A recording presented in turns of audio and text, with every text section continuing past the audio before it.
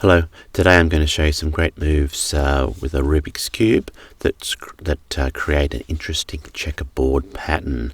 Now you just need to start with a Rubik's Cube that's already solved and then just follow these moves. So top, we spin that twice, and it actually doesn't matter which way you spin it, whether it's clockwise or counterclockwise.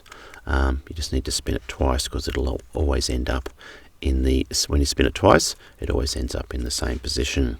Okay, the bottom, spin that twice. Now front, spin twice. And then the back, spin that twice.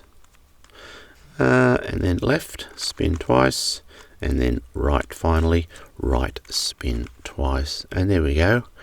The Rubik's Cube is in an interesting checkerboard pattern, which is, I like that. It's easy to create and creates a nice effect. And then all you need to do to put the Rubik's Cube back to the solved position, then just repeat these 6 moves again, and it doesn't really matter which way you hold it.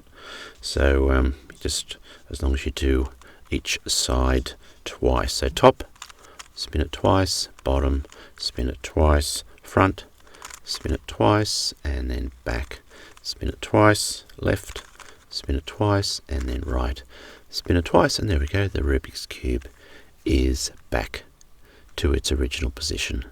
Okay, well, I hope you've enjoyed the video. Thanks for watching, and goodbye for now.